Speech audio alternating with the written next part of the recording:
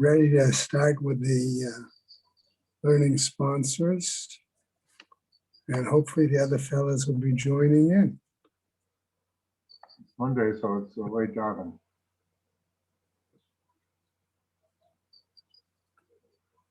Okay. Learning sponsors, A Year of Learning by Sue and Arnie Garelick, in memory of Malka Perlman and Philip Mann, and Yisrael David ben Harav Tzvi Hirsch, Beryl ben Harav Tzvi Hirsch, Yosef Meir ben Harav Tzvi Hirsch, and Yerivka Pearl Rosner bas Harav Tzvi Hirsch, in the memory of family murdered in the Holocaust.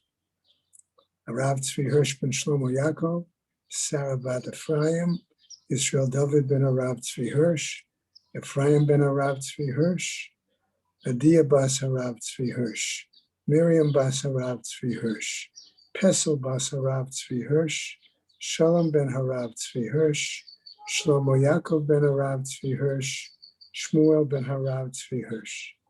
Shall assure her children and grandchildren in memory of her uncle, founding member of BRS, Dr. Israel Brook, Yisrael ben Harav Akiva, Marcia Federbush and family, in memory of her husband, Dr. Uriel Paul Federbush, Uriel Pinchas ben Harav Shimon, Sharon and Fred Lisker, their family and many friends, in memory of her dear mom, Harriet Friedman, Elbas Yaakov, Leslie and Gail Kaplan, in memory of their parents, Harry and Marjorie Sedell, and Irving and Pearl Kaplan. Friends of Avi Gittler, Avrameir ben Shimon, and Martha Gittler, Charna bas Yeshaya. Friends of Toby Peres, Sarah Tova bat Yisrael Dov. Friends of Malka Levy, Malka bat Yosef. Friends of Joe Wolf, Yosef ben Chaim. Many friends of Dr. Marvin Blush, Moshe Shalom ben Yitzchak Halevi. A Month of Learning by Stanley Presser, in memory of his wife Chaya Leah bat Zeheva Cohen, by Mindel and David Cheslow, in memory of her mother, Shosha bat Bear Leib, and by Carol and Josh Sanborn, in memory of her mother, Yita bat Nachman ben Yamin. We have A Week of Learning by Aviva Hochsander Sulzberger and Vernon Sulzberger, in memory of her late husband, Ephraim ben Yitzchak Aryeh, and her mother, Malka bat Yisachar. Marcia and Gary Schrager, A Week of Learning in memory of her father, Shmuel ben Meir.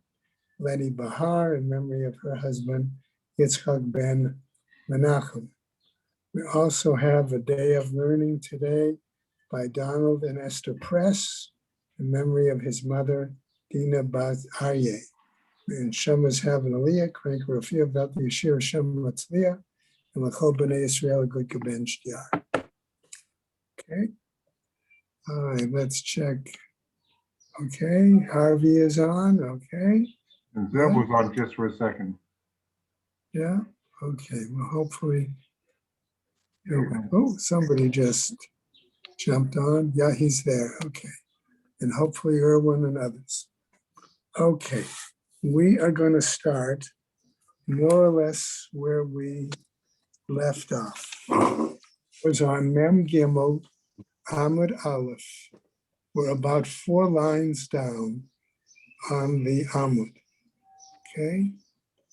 Remember what we said was that we're discussing the whole section from Bamidbar, where it dealt with the Para Aduma, and indicated, according to the Gemara, or actually it was according to Ula in the Gemara, that certain parameters of one stage did not apply to other stages, and vice versa. And in order to clarify that statement by Ula, the Gemara has now decided to proceed and examine each and every verse and who darshans what in each of those verses. And so we start now a new pasuk, a new verse, okay, with the following. Okay. V'lakach Elazar hakohen midama be'etzba'o. And Elazar the priest shall take some of its blood with his finger. Okay, now, if we say, for example, that it's another, that he does the slaughtering himself before we continue, that's really not an issue. But if we say someone else were to do the slaughtering, maybe it's another Kohen, or maybe, as we saw in the machloket between Rav and Shmuel, it was even a Zar. How then do we explain the pasuk that it says that Elazar has to take it with his finger, implying him and not the finger of the one who does the shechita? Okay, so having presented that question, let's proceed now. Lishmuel, according to the view of Shmuel, right, who remember said it was okay for him to have a non-Kohen, okay, do the slaughtering, right? Lahadure Elazar. He must then find some way of returning the blood to Elazar. The Rav, if it's according to Rav, have a miut achar miut. Then we have a situation of a view that's restrictive, followed by another restriction. And says Rav, according to the hermeneutical principles, ve'ein miut achar miut ela lerabot, and that when you have two examples of restrictive expressions, one following after the other, the result is to enlarge it, to include the afilu kohen hedyat. That this would seem to imply that Rav's view is correct, namely, a zar cannot do the slaughtering, the shechita, but an ordinary kohen could do it nevertheless. Okay, now we go to another pasuk. V'lekach hakohen eitz erez ve'ezov ushnitu la'at, says the pasuk, right? And the priest shall take the cedar wood and the hyssop and a strip of crimson. Okay? Now, again, Lishmuel, according to Shmuel, the afilu pu kohen hedyat, that this is acceptable, even if it's a ordinary kohen. Okay? It doesn't mean that Elazar has to do it. The Rav, but according to the view of Rav, it's tarich, it's necessary to explain it this way. Salka da'atach. I mean, is it possible I might have thought and said, Kivan de lav gufa de paraninu, since it's not an act that specifically deals with the body per se of the animal. Okay, in other words, it's not you want to loosely call it not an act of avoda then. Okay, if that's the case, lo lebai kohen, then therefore you're going to say it doesn't need a kohen. Kamash malan comes to teach us that's not the case. Okay, that it does require still a kohen. Further, says the Gemara, what about the next pasuk? V'chi beis begadav hakohen. Okay, that the priest washes his garments. So in other words, how do we understand that? Bekihu no. In other words, he is wearing his appropriate priestly vestments, his uniform. Okay? Vitame hakohen ha'arev, and the fact that it says that he's going to be impure until the evening. Kohen bekihu no lidorot. Maybe that implies that this requirement tells us, since we repeat it, it applies to even future generations of Kohanim when they are in their priestly uniform. Okay, now the Gemara explains.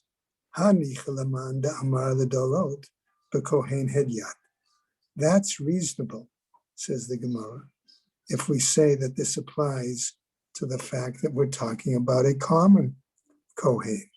Shapir, That seems fine. Elelaman da'amar ledorot b'kohen gadol. But if the one says this applies for future generations of a Kohen Gadol, Ashta Kohen Gadol ba'ina. Here do we say that we really need a Kohen Gadol? Bekihuno mibayat. And do we say that he needs to be dressed in his high priestly uniform, his garments? And yes, milta da'atya bekav v'chomer. It may be here that we have something that we could have derived from by logic, right?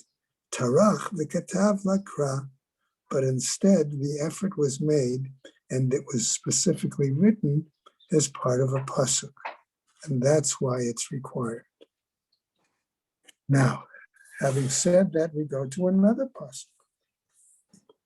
Va'asaf ish tahor et efer hapara v'hiniach.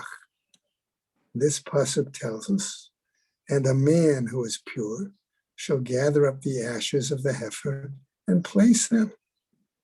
So ish, darshaning the word ish, lahachshir et hazar. This would seem to imply that it could include a non-kohen, tahor, that the person is pure. Lahachshir et ha'isha, that seems to imply it could include a woman. V'hiniach, and that he, excuse me, places it on it. Mi sheyesh bo dat lahaniach, implies it has to be somebody who has a sense of awareness of what they're doing. Yatzu cherei shoteh v'katan. This would then exclude somebody who doesn't have the intelligence, namely, either it means a deaf mute, an imbecile, or a minor. She'ein bahen dat lahaniach, because they would not have the level of intelligence necessary to intentionally place the ashes in the proper place. Tnan hatam. And we have a braita that teaches hakol ksherin lekadesh. But this braita says all are suitable, valid for carrying out. Remember, kiddush, we said, was going to be the act of putting together all of the para aduma, and it's doing its sprinkling. Chutz michorei shoteh v'katan, with the exception, we said, of a deaf, mute, imbecile, and minor. Rabbi Yehuda machshir b'katan.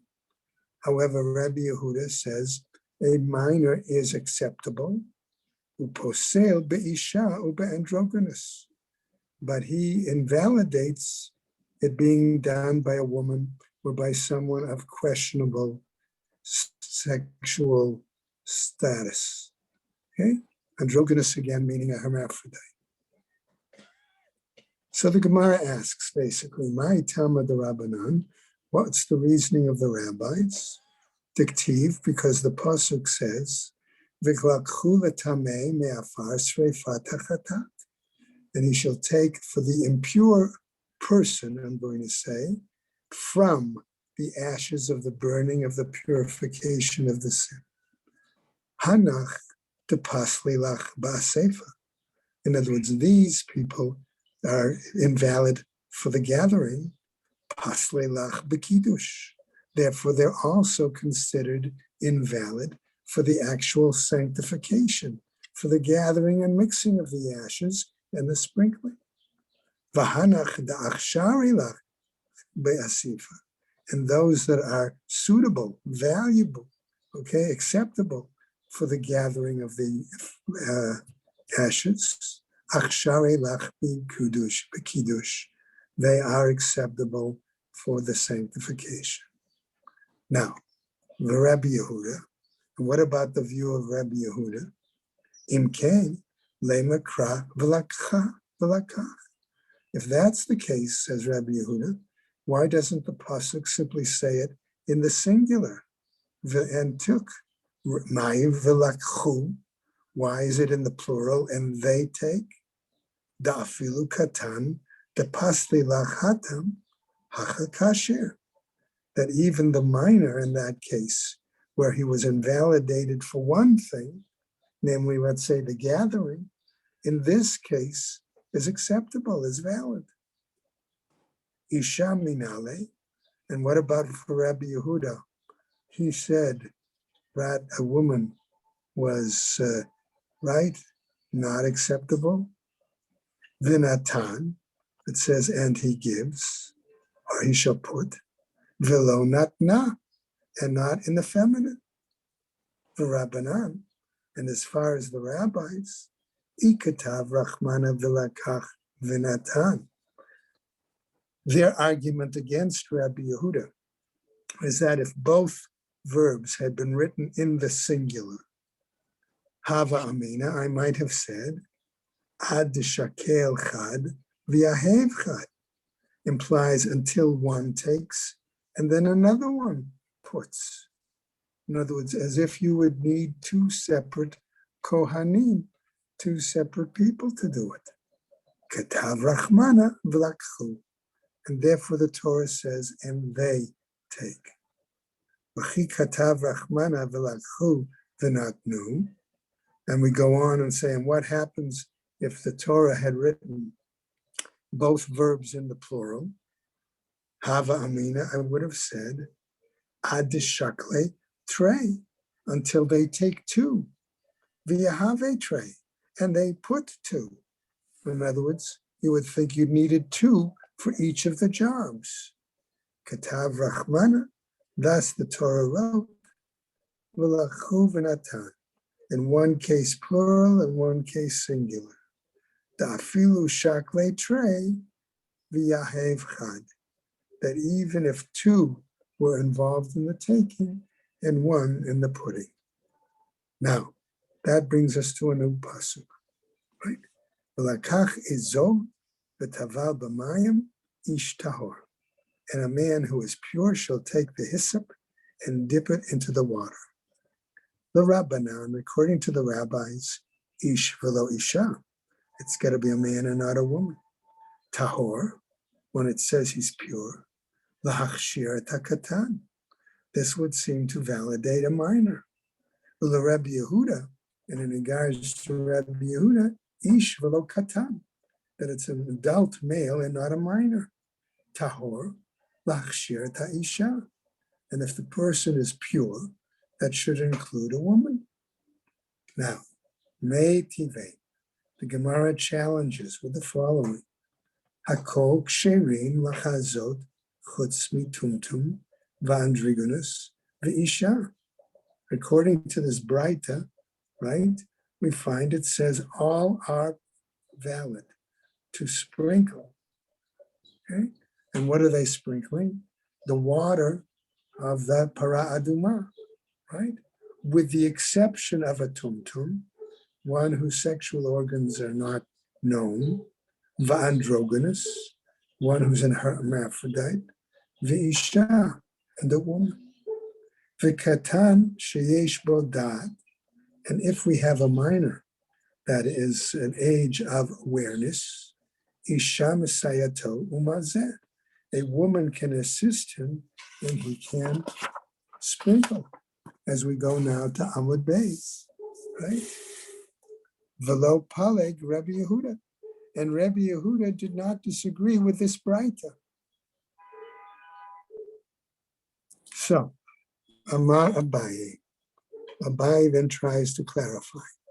Kevanda Amar Mar, as was said by the master, namely coming back to what Ula said at a couple of amudim back, dapping back, mashma, motzi, miyad mashma, that indeed it's clear that in some cases it presents certain things, okay, that present a clear statement, umashma mimela, and others clearly present something else. Okay, now that would seem to finish this discussion, but it really doesn't, right? Because we still have psukim that are left that need clarification on the paraduma, like the following: V'hizah hatahor al hatameh, okay? And the one that's pure sprinkles on the one that's impure. Okay? So who's pure and who's impure? And why do we use the sprinkler, referring to him as pure? Unless we're going to argue, maybe the sprinkler, okay, was originally impure himself, and then only later became pure, and he can then, or she could then sprinkle on somebody else who is impure. Let's see. Okay. V'hizah tahor al hatameh. Okay. Where it says tahor, that the person is pure, miklal shehu tameh. This seems to imply that that person earlier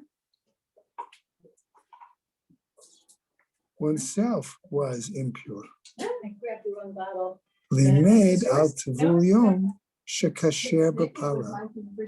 But therefore, this comes to tell us that this implies a person who was a tevul yom, who himself had immersed, but was still waiting for shemesh, okay, but that they could validly carry out the purification process. Now, Amar Rabbi Asi. Rabbi Asi wants to add, and she's a bit more to this discussion. Ki havu ba Rabbi Yochanan v'Reish Lakish b'para. When Rabbi Yochanan and Reish Lakish had been discussing this whole section regarding the paraduma, lo maske mina ela kemai demasik ta'ala mibei karava.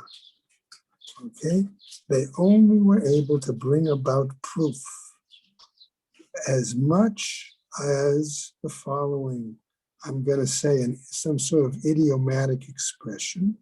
Okay, it was the amount of proof they brought was equal to the amount of earth that was lifted up from the paws of a fox that was gradually pacing the ground.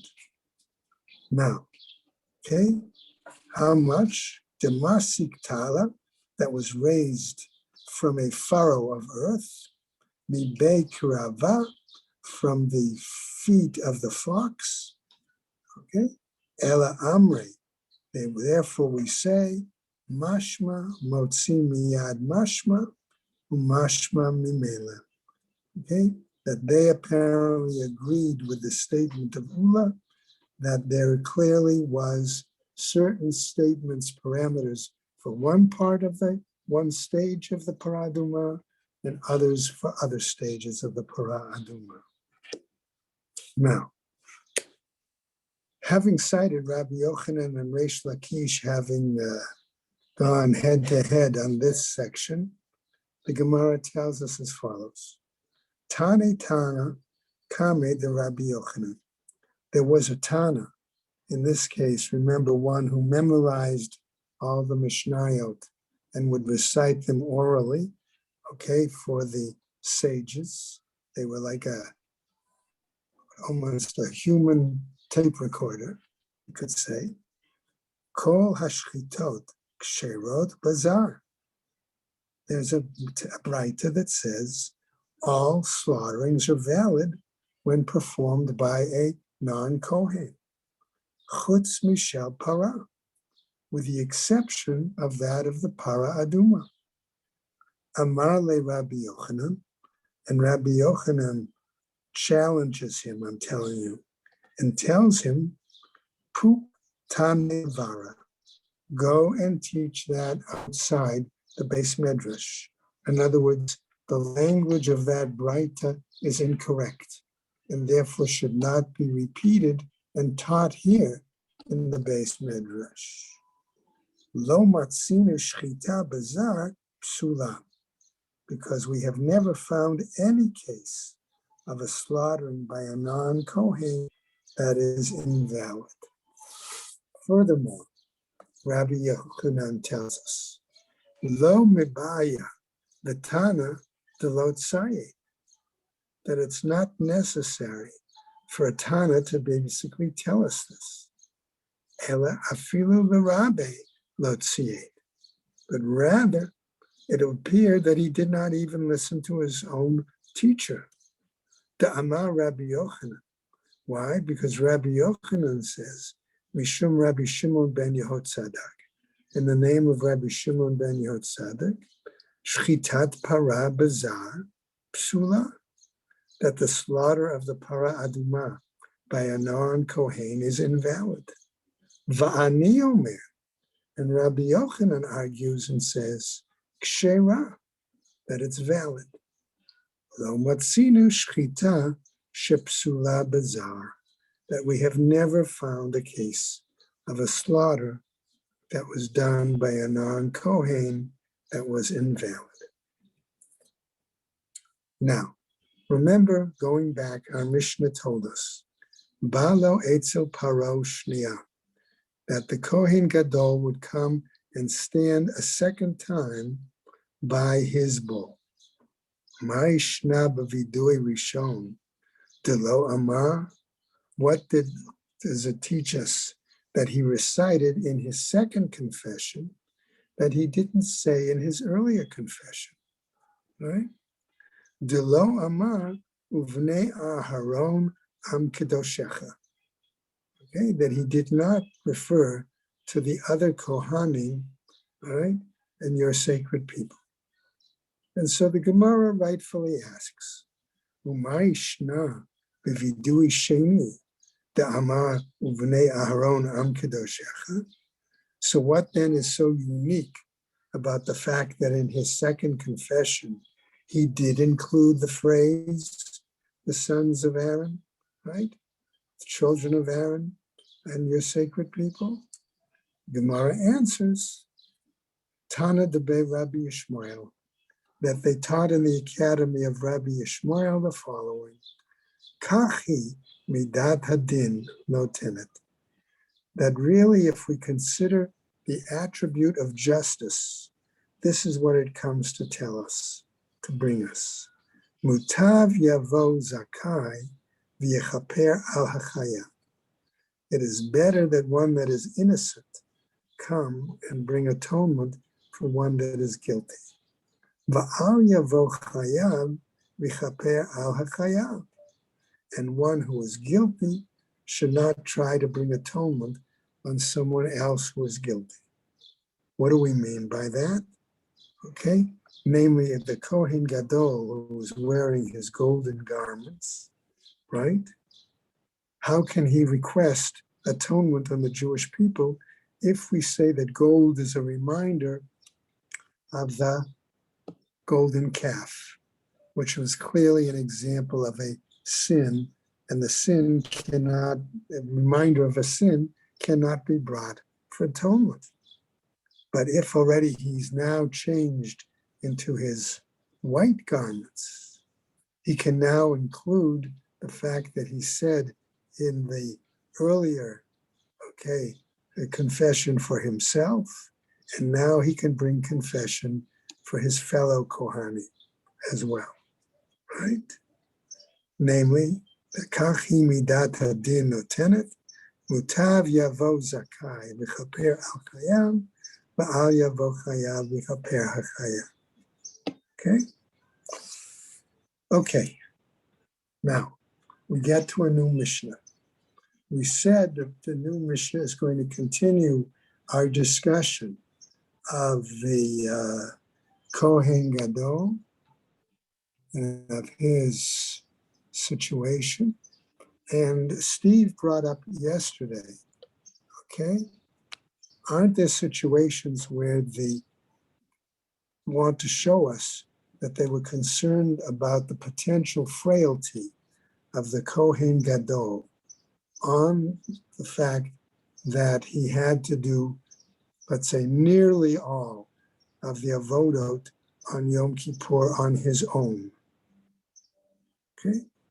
So I told him that there will be examples of that as we move forward. So let's see if this. I'm here. I'm here. Yeah, okay. So let's see if this Mishnah, okay, directs us in that with that kind of example. Okay, it's going to be interesting. If I don't know, I don't have art scroll here. I have a colon, and I have an actual picture of the vessel that was suggested to be used for collection of the blood. Okay, and quickly I'll just describe the fact that it did not have a flat bottom, so it could not be laid down, okay, and stand on its own, but it narrowed to the bottom and then came to I'll call it not to a point, but a nub, okay? So let's look at this Mishnah. This Mishnah is a long Mishnah with just a tiny bit of Gemara that we'll work on that will finish up this Amud. Okay. Shchato, okay. When it says, and he slaughtered, let's assume that we're talking about the Kohen Gadol, would slaughter his bull. The Kibel b'mizrak et damo. Okay, and then he would receive the blood in a bowl.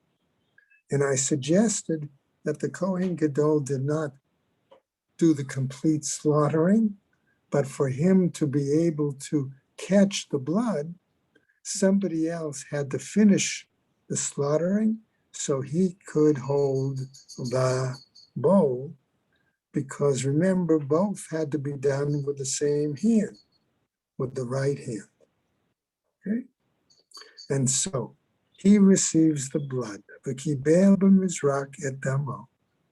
V'natno l'mishahu mimarembo al harovad haravi'i. And then he hands it to another Kohen whose job it is to stir the blood around. Okay? If you have let's say a large bowl with a handle, and you can, I don't know if you can see it, when you shake it around like that, the handle, then you're swishing around the interior of what's in the utensil. Okay? And where was this Kohen standing? Says the Mishnah, Al haroved haravi'i shebahechal, on the fourth row of, let's call it, tiles or steps, okay, as one enters the ulam before going into the hechal. Kadei shelo yakrosh, so that the blood does not coagulate. Now, nachtal machta, the Kohen Gadol next takes a coal pan, va'ala the Rosh HaMizbeach, and now he goes up the what do you call it there, right? Goes The ramp. up the ramp. Yeah, thank you. Okay, and he gets to the top of, okay, and gets to one of the piles of wood. Okay, we're going to discuss that in more detail as to how many piles of wood and how many fires were going on at the same time on the top of the Mizbeach. But right now, we're just saying that he has this coal pan, and he's taking with this coal pan, right? Ufina gechalim elech ve'elech, and he clears and gathers coals with this pan from one side and the other side with what? V'chotem en ha'ma'akolet ha'pnimit. He uses some sort of a scoop, okay, to scoop up the coals from this side and another side. Okay. V'yarad, and then he goes down the ramp. V'hinicha al haroved haravi'i sheba'azara, and he puts down the coal pan again on the steps, okay, leading into the ulam, into the hechal. Now, the Mishnah happens here to give us a little sidebar, okay? Even though we're talking about Yom Kippur, they're going to throw in, how does that compare to the normal weekday practice? And tells us, B'chol Yom haya choteh b'shel kesef u'ma'areh b'toch shel zahav. On most usual days, right, other than Yom Kippur, he would use a coal pan made out of silver and then switch it to one that was made out of gold. Okay? V'hayom, and today, namely on Yom Kippur, choteh b'shel zahav u'ba haya machnis. He would use a coal pan made out of gold, and that would be the same one he would use to pour the coals and bring them into the hechal, into the Holy of Holies. Again, b'chol yom choteh b'shel arba'at kavi. Okay, on other days, how much coal would he scoop up? He would scoop up 4 kav and pour it, okay, not all of them, but 3 out of the 4 kav into the other coal pan, right? Uma'areh letoch shloshet kavi. V'hayom, and today, on Yom Kippur, choteh b'shloshet kabin, he would gather up 3 kav, uvahaya machnis, and with those he would enter. Rabbi Yossi, however, tells us, says, B'chol yom choteh b'shel sa'ah. No, claims Rabbi Yossi.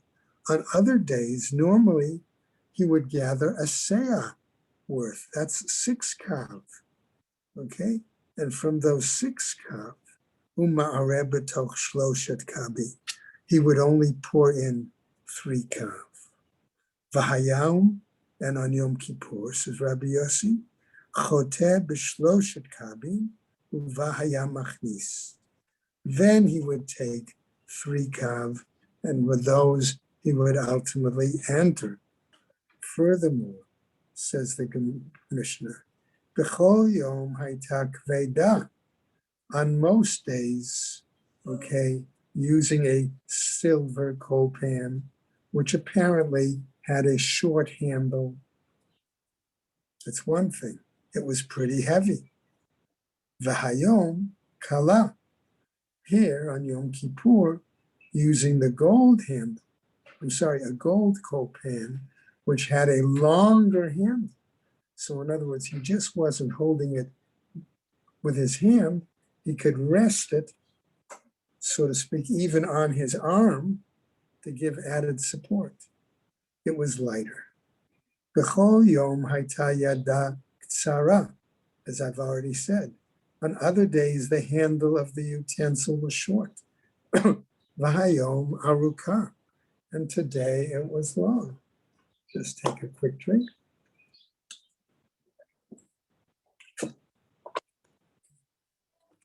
B'chol yom hayta zahava. As we said, other days, okay, the one it was poured into was of greenish gold, zahava yarok, v'hayom adom. And on Yom Kippur, the coal pan was of a reddish gold. Why? Divrei Rabbi Menachem. That's the view of Rabbi Menachem, but we're not given a reason yet. B'chol yom makriv pras b'shacharit u'pras bein ha'arbayim. On most days, right, what would happen is they would offer half the incense, half a manna in the morning and half in the evening, in the afternoon. V'hayom mosif melo chafnav. But on Yom Kippur, the Kohen Gadol would add an additional handful of incense and burn it all on the Holy of Holies. Okay, not only that, says this Mishnah, B'chol yom hayta daka. On other days, it was very fine. B'hayom daka min hadaka. It was even super fine. Let's go on. Okay, B'chol yom kohanim olim mizracho shel keves v'yordin b'ma'aravosh. On most days, we said the other Kohanim would go up on the one side of the ramp, the eastern side, and they would descend on the western side of the ramp. V'hayom, and today on Yom Kippur, Kohen Gadol oleh be'emtza, v'yored be'emtza. The Kohen Gadol goes up in the middle and comes down in the middle of the ramp. Rabbi Yehuda Omer, according to Rabbi Yehuda, Le'olam Kohen Gadol oleh be'emtza v'yored be'emtza. No, he argues that not just on Yom Kippur, but any day that the Kohen Gadol is involved, he can go up the middle and down the middle. Furthermore, the Chol Yom Kohen Gadol Mekadesh Yadav Raglav Min HaKior, that on most days, if the Kohen Gadol is going to participate in the Avodah, he washes his hands and feet from the laver, just like any other Kohen. Hayom, however, today, on Yom Kippur, Min HaKiton Shel Zahav. Now he washes it from a container, let's say, okay, a flask made out of gold. Rabbi Yehuda again challenges and says, Le'olam Kohen Gadol Mekadesh Yadav Raglav Min HaKiton Shel Zahav. According to Rabbi Yehuda, no difference again. On Yom Kippur, Kohen Gadol always washes hands and feet from a golden container, a golden flask. Furthermore, B'chol Yom Hayu Sham Arba'a Marachot.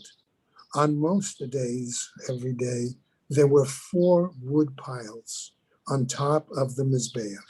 Okay? V'hayom, and today, Chamesh, there are 5. Divrei Rabbi Meir. That was the view of Rabbi Meir. Rabbi Yossi disagrees and tells us, B'chol Yom Shalosh. On every day there were 3. V'hayom, and on Yom Kippur, Arba, 4. Rabbi Yehuda Omer. Rabbi Yehuda tells us, B'chol Yom Shtayim. On every other day there were 2. V'hayom Shalosh. And on this day there were 3. Okay. Now we've got a little bit of Gemara here, and we'll do a little bit of it, and maybe just the top of Lamed Dalet. Says the Gemara. Okay, remember we're covering a lot of examples here, and so the Gemara is going to continue and have to deal with each of these differences and their discussion. Okay, V'hakativ, but isn't it written? Says in a Mishnah, V'chol Adam lo yiyeh ba'ohel moed, that it clearly states that there should be no one else there in the Ohel Moed. Now, what does that have to do with what we read? Remember, we said at the outset that the Kohen Gadol handed the utensil for receiving the blood to an additional Kohen who was to stir it as he stood, okay, on the 4th of steps entering the Heichal. But how can that be, the Gemara is asking, if we have another text clearly in the Torah that seems to imply, at least a Braita, if not a Mishnah, that there should be nobody whatsoever in that area. Amar Rav Yehuda. Rav Yehuda tries to answer and says, Tanei shel Heichal. Okay? Teach that we're referring to the Heichal, and that pasuk only referred to the tent of meeting, to the Mishkan, so to speak. So he's basically saying, amend the statement of the Mishnah. Okay, and so that instead of saying, okay, that he would Haravisha behechal, we see we've got the amended Mishnah already. Okay, all right. Next, Tanu Rabbanan says a Braita, the Chol Adam lo yeh ba'ohel moed.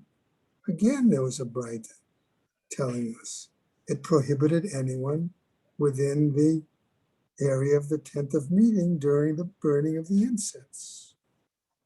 Let's go just to the top a little bit of Lamed Daled Amud Aleph.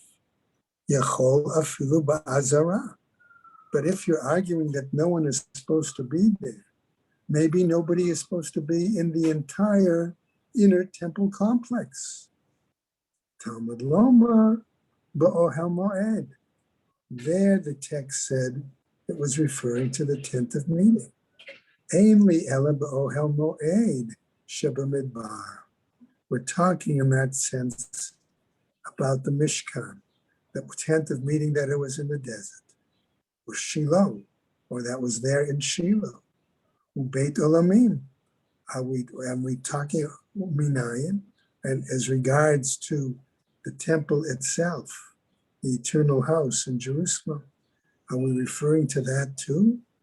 Talmud Lomar Bakodesh. Maybe we are, because it refers to something regarding the sanctuary. Okay? And so the Gemara tells us, the Gemara continues, okay, to discuss Aimli Ella B'Sha'at HaKtara. This seemed to imply that it was only during the time of the sprinkling of the burning of the incense. B'Shat Matan Dami Minayin.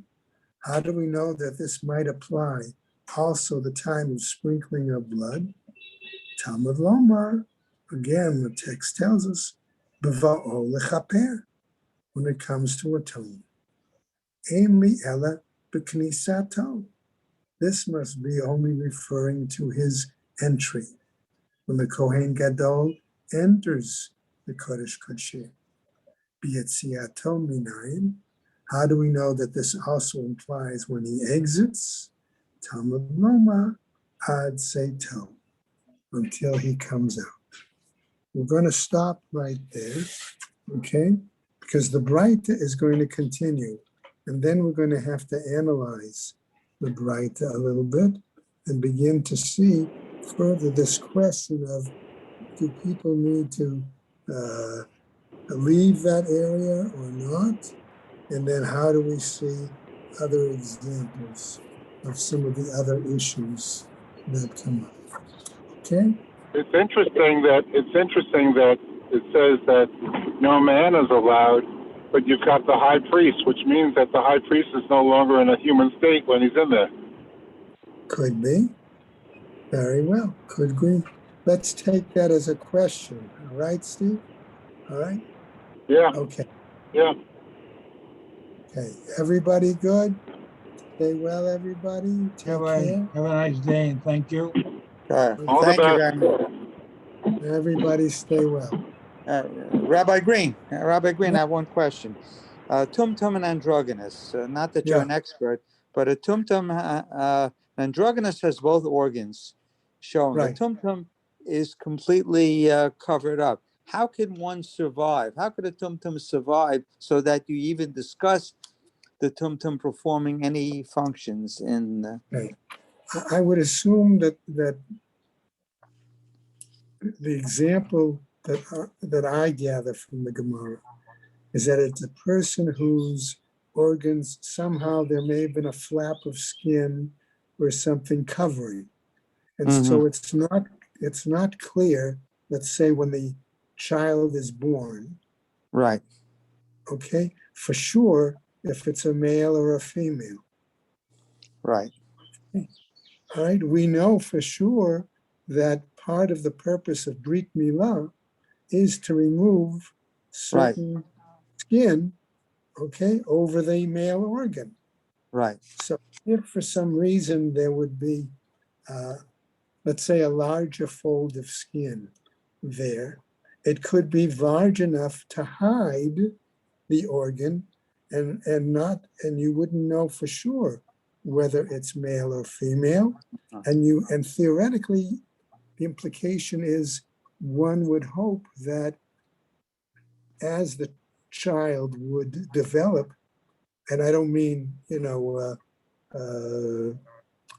teenage, I'm saying that a lot sooner than that, that either the flap of skin, okay, would either reveal, or when it comes time, if the child needed to urinate, whatever, one would be able to tell. Right. But for the Okay. rest of their life, they would be Well, referred to as a tumtum? That's a good question. That's a very good question. That I really don't have an answer for you right off here. Okay. Okay? Okay. Thank you very All much right. for your Okay. expertise in all matters. I appreciate it. Have a great day. Physiology is, I'm sure Yeah. that if somebody is a pediatrician, they could give a much better answer. Okay. All right? Well, and All right. now in the time of gender awareness, I think there's a heightened That's appropriate. appropriate. Okay. Okay. Take Take care. care.